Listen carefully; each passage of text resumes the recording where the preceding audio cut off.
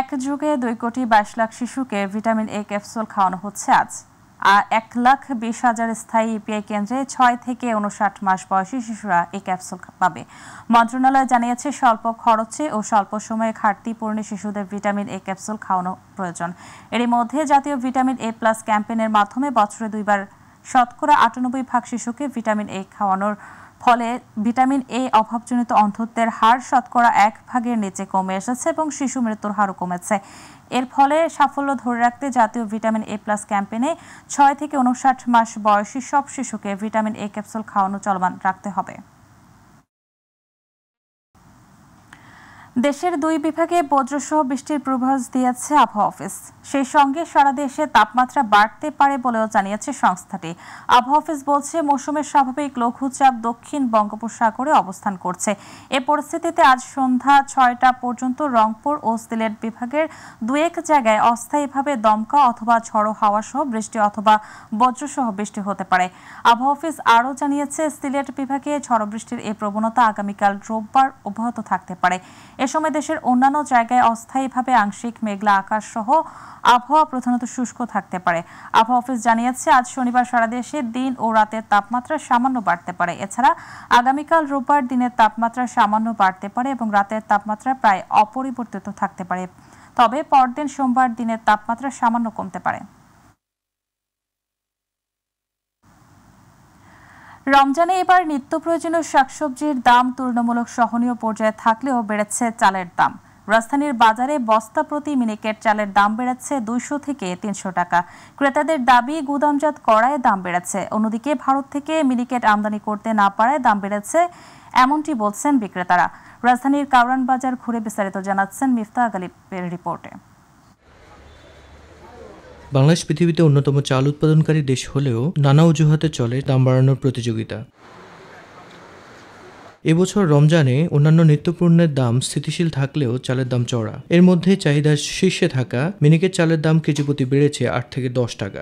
দামটা বাড়ার মূল কারণ হইল ইন্ডিয়ার থেকে যে চালটা আসার কথা ছিল ওরকম তুলনামূলকভাবে আসেনি, আর ওইখান থেকে আসতে বেশিরভাগ 28 চাল। আর আমাদের দেশে মিনিকেটে এবার অনেক সংকট, মানে নাইকলে চলে। এখন মনে করেন আগে 1 গাড়ি মাল আনতো একজনে, এখন 3 জনে 4 জনে মিলে একটা গাড়ি মাল পায়। ওই কারণে ক্রাইসিসটার কারণে দামটা বৃদ্ধি হয়ে গেছে।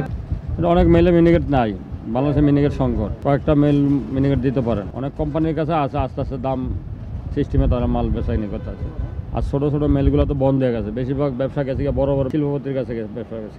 মিনিকেট ছাড়া সমস্ত আইটেম চালের দামের স্থিতিশীল আছে। বিক্রেতারা আমদানি সংকট এবং এলসি করতে না পারায় এমন পরিস্থিতি বললেও ভিন্ন কথা বলছেন ক্রেতারা। এই যে সংশ্লিষ্ট আইন আছে, প্রতিষ্ঠান আছে, সাধারণ মানুষের মানে ভোক্তাদের অধিকার রক্ষায় তাদের তৎপরতাটা আরও বাড়াতে হবে এবং কার্যকরী করতে হবে। আইনের অভাব নেই, বাংলাদেশে কোনো বিষয়ে আইনের অভাব নেই। এই সংশ্লিষ্ট অনেক আইন আছে, প্রয়োগটা দরকার। সরকারি তদারকির পাশাপাশি ব্যবসায়ীদের নৈতিকতাহীনতাকে দায়ী করছেন ক্রেতারা। আমাদের মধ্যবিত্ত লোকজনের জন্য তো সবসময়ের জন্য এই বিপদ। যে কোনো জিনিস ক্রয় করতে গেলে আমাদের সাধ্যর বাইরে চলে গেছে সব কিছু। এখন আমাদের যেখানে কেনা লাগবো 10 কেজি, সেখানে 5 কেজি নিতে হয়। আমরা জনগণ যদি ভালো হই, আমাদের যদি ইমানি শক্তিটা বাড়ে, তাইলেই দেখবেন আমাদের বাংলাদেশের সব কিছু পরিবর্তন হয়ে যাবে। অসাধু ব্যবসায়িক সিন্ডিকেট ভেঙে মনিটরিং জোরদারের পাশাপাশি ব্যবসায়ীদের সঠিক নীতি নৈতিকতা থাকলে চালের দাম সাধারণের নাগালের মধ্যে আসবে বলে প্রত্যাশা সাধারণ মানুষের। মিফতাহ গালিব, মাই টিভি, ঢাকা। এবার মাই টিভি বিশেষ।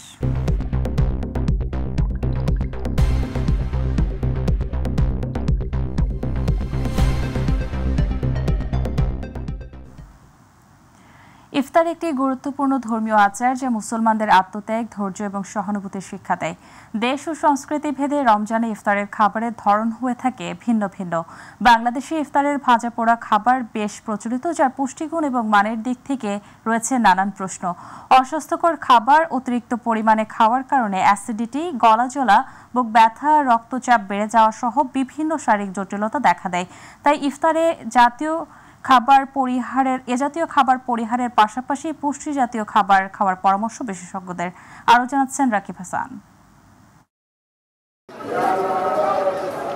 ইফতার হলো রমজান মাসে মুসলিমদের দ্বারা পরিচালিত একটি ঐতিহ্যবাহী ধর্মীয় আচার। তবে দেশ ও সংস্কৃতি ভেদে রমজান মাসে ইফতারের খাবারের ধরন হয়ে থাকে ভিন্ন ভিন্ন। এরই ধারাবাহিকতায় বাংলাদেশে ইফতারে ভাজা পোড়া খাবার বেশ প্রচলিত। বেশিরভাগ রোজাদার ইফতারে তেলে ভাজা খাবারকেই প্রাধান্য দিয়ে থাকে। প্রতি বছর আছে, আজকে কমসে কম 50-60 বছর থেকে এইখান থেকে ইফতারি।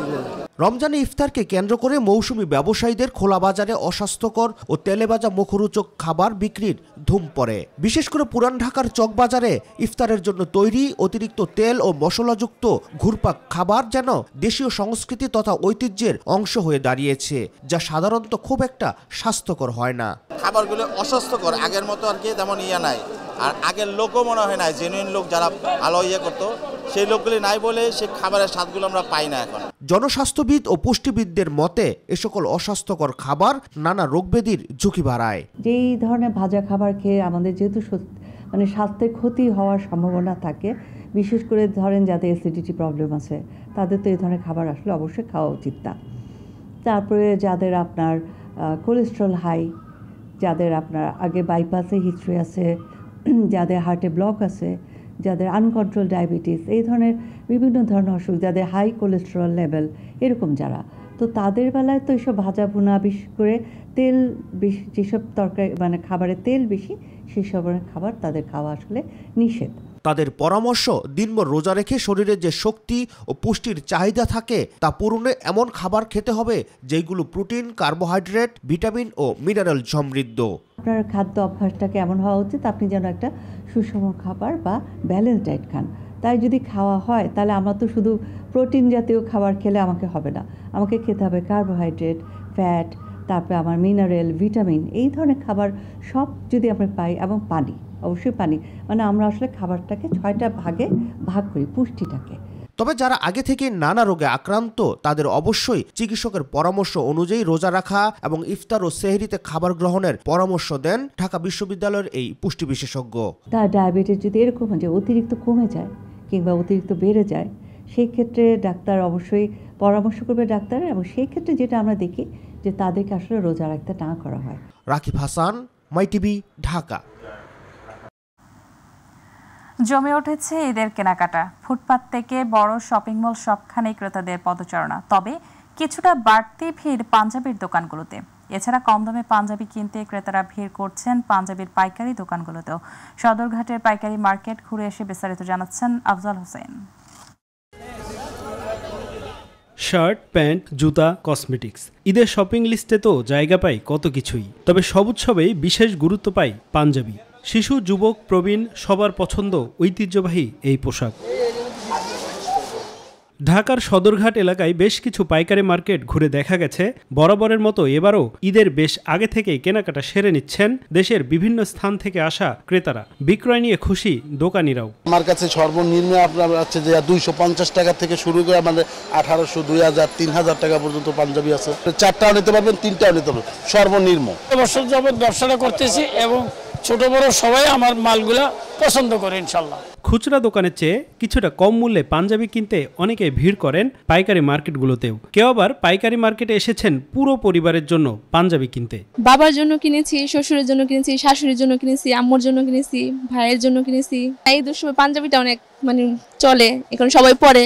এখানে আসছি পবিত্র ঈদের বাজার জন্য, বাবা মা, ভাই বোন, আমাদের জন্য, সবার জন্য কেনাকাটা করি, বাচ্চার জন্য একটু আনন্দ, ঈদে খুশি, পরিবারের সবার জন্যই কেনাকাটা হয়েছে। শুধু নিজেরটা আর কি প্রাধান্য কম পাচ্ছে আর কি। দেশের 64 জেলা থেকে খুচরা দোকানিরা এখানে আসেন, এরপর নিয়ে যান নিজ নিজ এলাকায়। সেখান থেকে পৌঁছে যায় প্রান্তিক গ্রাম পর্যায়েও। ঈদ, পুজো, বিয়ে কিংবা পহেলা বৈশাখ, বাঙালির উৎসব মানেই যেন পাঞ্জাবি। আর এই পাঞ্জাবির সবচেয়ে বড় পাইকারি মার্কেট সদরঘাটের এই শরীফ মার্কেট। সারা দেশ থেকে পাইকাররা চলে আসেন এখানে সবচেয়ে সস্তায় সেরা পাঞ্জাবিটি ক্রয় করতে। তবে কেউ কেউ পুরো পরিবারের জন্যও এই পাইকারি মার্কেটকেই বেছে নেন। আফজাল হোসেন, মাই টিভি, ঢাকা। দেশের দ্বিতীয় বৃহত্তম মহাসড়ক ঢাকা-টাঙ্গাইল যমুনা সেতু মহাসড়ক। এবারের ঈদ যাত্রায় এই মহাসড়কে উত্তরের পথে যানজটের শঙ্কা করছেন সংশ্লিষ্টরা। বিশেষ করে মহাসড়কের এলেঙ্গা থেকে যমুনা সেতু পর্যন্ত 13.5 কিলোমিটার যানজটের শঙ্কা করা হচ্ছে। মহাসড়কে যানজট নিরসনে ইতিমধ্যে বিভিন্ন পদক্ষেপ গ্রহণ করেছে পুলিশ, সেতু কর্তৃপক্ষ সহ সংশ্লিষ্টরা। প্রতিনিধি মির্জা মাসুদ রুবেলের রিপোর্ট জানাচ্ছেন আতিকুর রহমান তিতাস। কিন্তু এলেঙ্গার পর থেকে যমুনা সেতু পর্যন্ত সড়কের কাজ এখনো চলমান থাকায় বিভিন্ন স্থানে সড়ক 2 লেনে 4 লেনের যানবাহন 2 লেন সড়কে প্রবেশের সময় যানজটের সৃষ্টি হচ্ছে। এজন্য প্রতি বছরই ঈদে ঘরমুখে মানুষের গলার কাঁটা হয়ে দাঁড়ায় এই 13.5 কিলোমিটার রাস্তা। এবারের ঈদযাত্রায় এই মহাসড়কে উত্তরের পথে যানজটের আশঙ্কা করছেন চালক সহ সংশ্লিষ্টরা। সিএনজি বা অটো এটা যদি না ওঠে তাহলে আর যানজট হবে না। ফুটপাতটা মনে হয় অনেকটা ক্লিয়ার রাখলে যানজটটা কিছুটা নিরসন হতে পারে। প্রতিটা স্টেশনে সিএনজি গুলা সবসময় গ্যাদারিং করে। হাই রোডে সিএনজি চলে, হাই রোডে সিএনজি চলে, তাহলে গাড়ি চলবে কেমনে করে? ওটা সিএনজির রাস্তা না গাড়ির রাস্তা? এখন রাস্তাটা এখন অনেকটা যানজট মুক্ত, কিন্তু এই যে ঈদের সময় আসলে বা এখন ঈদের সময় আসলে যানজটটা বেশি হয়। পরিবহন মালিকরা বলছেন ঈদের সময় মহাসড়ক যানজট মুক্ত রাখতে বালুবাহী ট্রাক, 3 হুইলার ও লক্কর পুরাতন বাস সড়কে চলাচল বন্ধ করতে হবে। ব্রিজকে ঘিরে যে নিরাপত্তার বিষয়টা, ট্রাফিকিং ব্যবস্থা, এটা কিন্তু সবসময় আমরা প্রস্তুতি রাখি। যমুনা সেতু কর্তৃপক্ষ বলছে ঈদ যাত্রায় যমুনা সেতু দিয়ে সার্বক্ষণিক টোল চালু রাখা হবে। এবার সেতুর 2 প্রান্তে 9টি করে বুথ দিয়ে যানবাহন পারাপার হবে। এর মধ্যে মোটরসাইকেলের জন্য 2টি আলাদা বুথ থাকবে। যানজট মুক্ত রাখতে সব প্রস্তুতি নেওয়া হয়েছে।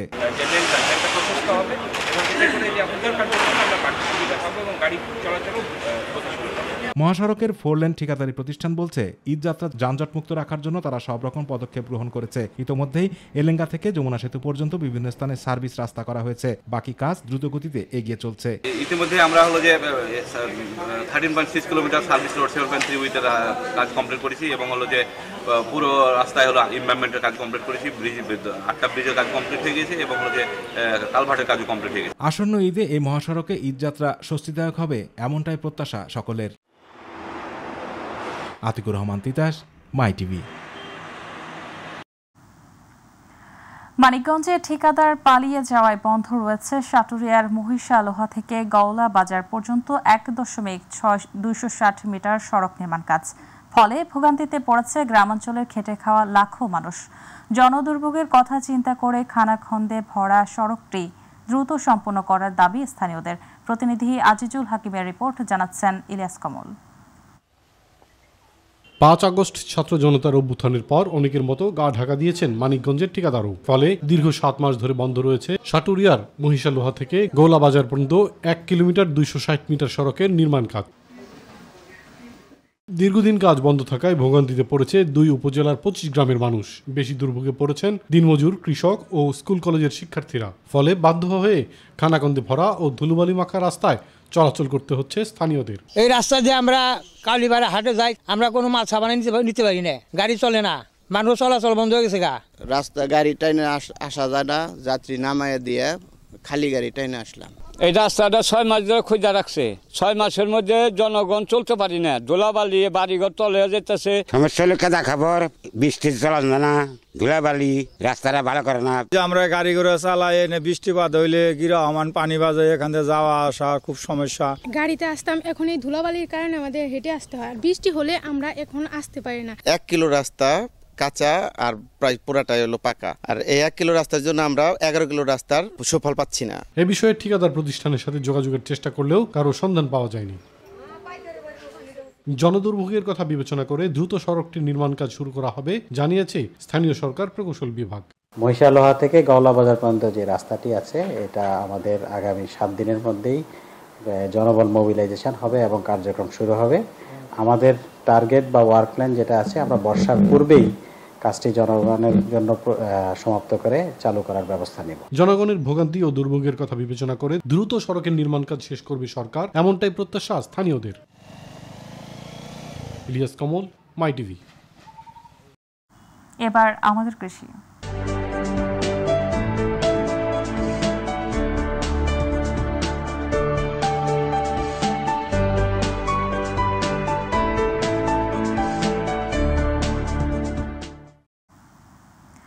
কথায় আছে মাছে ভাতে বাঙালি, আর বাঙালির মাছের চাহিদা মেটাতে লক্ষ্যে পড়ে চলছে মৎস্য বিপ্লব। এই বিপ্লবের অংশীদার হয়ে আজ মাছ চাষে সফলতার হাসি হাসছে প্রায় 4000 মৎস্য কৃষি। জেলা মৎস্য অফিস, পিকেএসএফ ও কোডেকের যৌথ প্রচেষ্টায় ঘটেছে মৎস্য বিপ্লব। মিঠা পানির গলদা চিংড়ির পোনা কিংবা চিতল মাছের পোনা চাষে মিলছে সাফল্য। প্রতিনিধি শফিউল আজম চৌধুরী জুয়েলের রিপোর্ট, জানাচ্ছেন শামস তাবরিজ উচ্ছ্বাস। মিঠাপানির পুকুরে অন্যান্য মাছের সাথে গলদা চিংড়ি চাষ করে সফলতা পেয়েছেন লক্ষ্মীপুরের চাষিরা। স্থানীয় একটি এনজিওর আর্থিক সহযোগিতায় রায়পুর উপজেলার 200 জন হয়ে উঠেছেন সফল উদ্যোক্তা। উদ্যোক্তারা জানান, এনজিও থেকে গলদা চিংড়ি ও চিতল মাছের পোনা নিয়ে 1 বছর ধরে মৎস্য চাষ করছেন তারা। এছাড়াও তৈরিকৃত পোনা চাষ করে বছরে প্রায় 3 থেকে 4 লাখ টাকা আয় হয় তাদের। পরীক্ষামূলকভাবে চাষ করা হচ্ছে 70টি চিতল মাছ। আমি এই মাছ চাষ করে আমার ফ্যামিলি এবং কি আমার সংসার সবকিছু চলে। আমি প্রতি বছর প্রায় 10 থেকে 12 লাখ টাকা মাছ বিক্রি হয়। চিতল মাছ থেকে প্রায় আমার গত বছর আর এই বছরে প্রায় আমার 70-80 হাজার টাকার মতন প্রফিট আসছে খরচের পরে। মাছের পোনা বিতরণের পাশাপাশি তদারকি এবং সহযোগিতার মাধ্যমে মাছ চাষকে সমন্বিতভাবে ত্বরান্বিত করছেন জেলার মৎস্য অফিস ও কোর্ডেক। মাঠ পর্যায়ে উদ্যোক্তাদের প্রশিক্ষণ দিচ্ছেন জেলা মৎস্য অফিসের কর্মকর্তারা। আমরা এখানে একটি গলদা চিংড়ি মাছের চাষ প্রকল্প পরিদর্শন করতে এসেছি, দেখে খুব ভালো লাগলো।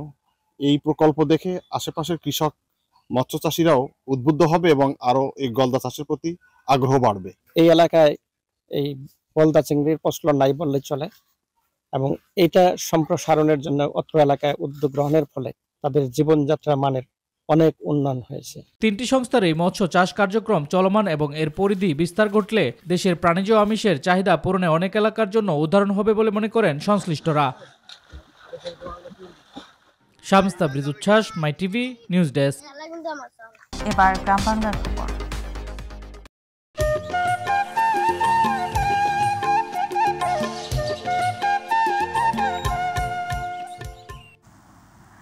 রাজধানীর দক্ষিণখানে 12 বছর বয়সী এক মাদ্রাসা ছাত্রকে ধর্ষণের অভিযোগে ইয়াসিন মিয়া নামের এক শিক্ষককে গণধোলাই দিয়ে পুলিশে সোপর্দ করেছে উত্তেজিত জনতা। দক্ষিণখানের আশকোনা মেডিকেল রোডের মার্কাজুস সুন্নাহ তাহরিয়া ওয়ালিয়া মডেল মাদ্রাসার সামনে শুক্রবার এই গণধোলাইয়ের ঘটনা ঘটে। পরবর্তীতে থানা পুলিশ গিয়ে পরিস্থিতি নিয়ন্ত্রণে নিয়ে আসে। এর আগে ওই মাদ্রাসায় 12 বছর বয়সী এক ছাত্রকে মাদ্রাসার ভেতরে ইফতারের পর ধর্ষণ করেন ওই মাদ্রাসারই শিক্ষক ইয়াসিন মিয়া। দক্ষিণখান থানার ভারপ্রাপ্ত কর্মকর্তা তাইফুর রহমান মির্জা বিষয়টি নিশ্চিত করে বলেন, আশকোনা মাদ্রাসার এক শিক্ষকের বিরুদ্ধে অভিযোগ উঠেছে যে তিনি ওই মাদ্রাসার এক ছাত্রকে বলাৎকার করেছেন। অভিযোগ জানাজানি হলে স্থানীয়রা ওই শিক্ষককে আটক করেন।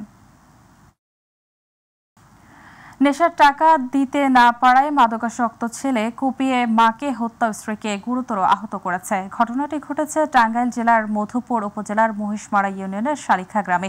এই ঘটনায় ছেলে রাজীব রাতেই গ্রেপ্তার করেছে পুলিশ। গতকাল ইফতারের পর এই ঘটনা ঘটে। এতে গুরুতর আহত হয়েছে রাজীবের স্ত্রী। নিহতের নাম রোজিয়া খাতুন খায়রুল পাগলের স্ত্রী। মধুপুর থানার অফিসার ইনচার্জ ইমরানুল কবির জানান, খবর পেয়ে ঘটনাস্থলে পৌঁছে লাশ উদ্ধার করে থানায় আনা হয়েছে। মরদেহ ময়নাতদন্তের জন্য টাঙ্গাইল জেনারেল হাসপাতালের মর্গে পাঠানো হয়েছে। ব্রাহ্মণবাড়িয়ায় বিএনপির পক্ষ থেকে সাধারণ মানুষ ও নির্যাতিত নেতাকর্মীদের জন্য ইফতার ও দোয়া মাহফিল হয়েছে। শুক্রবার ব্রাহ্মণবাড়িয়া উচ্চ বিদ্যালয় প্রাঙ্গণে পৌর বিএনপির উদ্যোগে আয়োজিত ইফতার মাহফিলে প্রধান অতিথি ছিলেন বিএনপির কেন্দ্রীয় কমিটির অর্থনৈতিক বিষয়ক সম্পাদক ইঞ্জিনিয়ার খালেদ হোসেন মাহবুব শ্যামল। পৌর বিএনপির সভাপতি নজির উদ্দিন আহমেদের সভাপতিত্বে সাধারণ সম্পাদক মিজানুর রহমানের সঞ্চালনায় বিশেষ অতিথি ছিলেন জেলা বিএনপির সদস্য সচিব সিরাজুল ইসলাম, সাবেক সভাপতি হাফিজুর রহমান মোল্লা কঞ্চি, সাবেক সহসভাপতি শফিকুল ইসলাম, সাবেক যুগ্ম সম্পাদক মুমিনুল হক, আলী আজম সহ আরো অনেকে। ঢাকার ধামরাই উপজেলার সুয়াপুর ইউনিয়ন বিএনপির অঙ্গ সংগঠনের আয়োজনে ইফতার ও দোয়া মাহফিলের আয়োজন করা হয়। শুক্রবার সুয়াপুর ইউনিয়ন পরিষদের মাঠে আয়োজিত অনুষ্ঠানে ধামরাই থানা কৃষক দলের সাবেক সহসভাপতি ওবায়দুল্লাহ খানের সভাপতিত্বে প্রধান অতিথি ছিলেন ঢাকা জেলা যুবদলের সভাপতি ইয়াসিন ফেরদৌস মুরাদ। বিশেষ অতিথি ছিলেন ধামরাই থানা যুবদল ও সাবেক যুগ্ম আহ্বায়ক ধামরাই থানা ছাত্রদল দেওয়ান সাইদুর রহমান সহ উপস্থিত ছিলেন বিএনপির অঙ্গ সংগঠনের নেতৃবৃন্দ।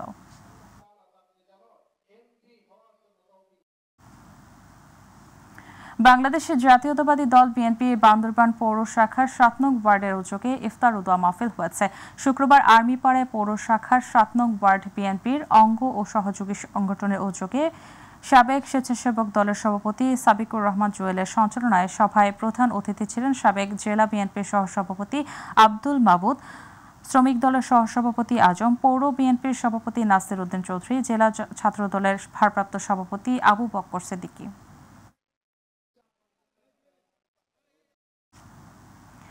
সম্প্রতি ধর্ষণের শিকার হয়ে নিহত আসিয়া ও বৈষম্য বিরোধী ছাত্র আন্দোলনে নিহত শ্রমিকের রুহের মাগফিরাত কামনায় আশুলিয়ায় দোয়া মাহফিল ও ইফতারের আয়োজন করা হয়েছে। শুক্রবার আশুলিয়া বগাবাড়ি এলাকায় গার্মেন্টস শ্রমিকের পক্ষ থেকে দোয়া মাহফিলের এই অনুষ্ঠান ফেডারেশনের সভাপতি মোহাম্মদ ফরিদুল ইসলামের সভাপতিত্বে প্রধান অতিথি ছিলেন ঢাকা জেলা জাতীয় শ্রমিক দলের সভাপতি আব্দুল খালেক।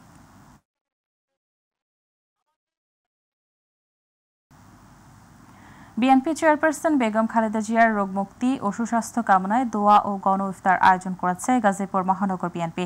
নগরীর গাছড়া থানা ইউনিয়ন ও সহযোগী সংগঠনের উদ্যোগে আয়োজিত ইফতার ও দোয়া মাহফিলে প্রধান অতিথি ছিলেন মহানগর বিএনপির যুগ্ম আহ্বায়ক রাকিব উদ্দিন সরকার পাপ্পু। এ সময় যুবদলের আহ্বায়ক সাজিদুল ইসলাম, স্বেচ্ছাসেবক দলের আহ্বায়ক শাহাদাত হোসেন শাহিন সহ বিএনপি ও সহযোগী সংগঠনের নেতাকর্মীরা উপস্থিত ছিলেন।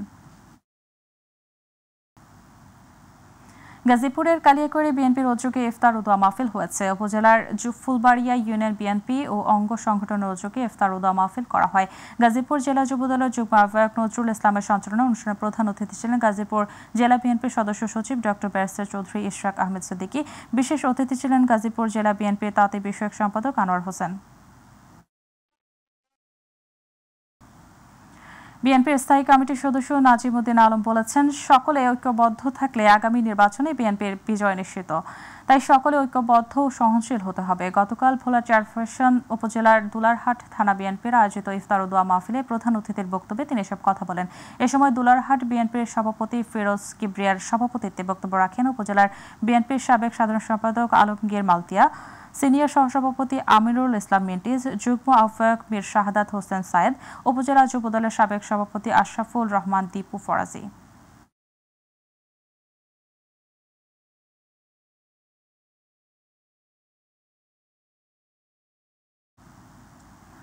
নারায়ণগঞ্জে কোরআন শিক্ষার্থীদের সম্মানে মাইটিভির সৌজন্যে ইফতার ও দোয়া মাহফিলের আয়োজন করা হয়েছে। শুক্রবার বন্দরের দেউলি কবরস্থান সংলগ্ন মাদ্রাসা ও এতিমখানায় মাইটিভির নারায়ণগঞ্জ প্রতিনিধি আব্দুল্লাহ আল মামুনের উদ্যোগে এই ইফতার ও দোয়ার আয়োজন করা হয়। এ সময় মাইটিভির ব্যবস্থাপনা পরিচালক নাসির উদ্দিন সাথী সহ মাইটিভি পরিবারের জন্য দোয়া করা হয়। অনুষ্ঠানে কোরআন শিক্ষার্থীদের জন্য কোরআন শরীফ উপহার সহ তাবারক বিতরণ করা হয়। এ সময় তাজলিল সরদারের সার্বিক সহযোগিতায় বক্তব্য রাখেন মাওলানা মুফতি মহসিনুল করিম মাহমুদি, তানজিমুল হাসান মায়াজ।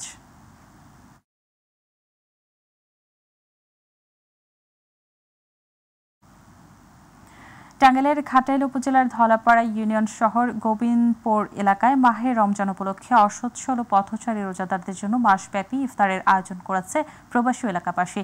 প্রতিদিনের মতো গতকাল ইফতারের আয়োজন করা হয়। এই কার্যক্রম মাসব্যাপী অব্যাহত থাকবে বলে আয়োজকরা জানিয়েছে।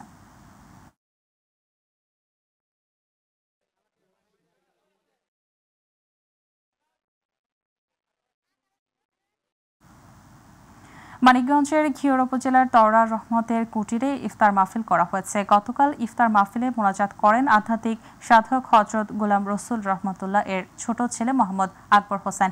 এ সময় মানিকগঞ্জ জেলা বিএনপির আহ্বায়ক কমিটির সদস্য এস.এ. জিন্নাহ কবির, বানিয়াচুরি ইউনিয়ন পরিষদের chairman S.R.. Ansari Biltu, Baliakhora union পরিষদের চেয়ারম্যান আব্দুল আওয়াল খান উপস্থিত ছিলেন।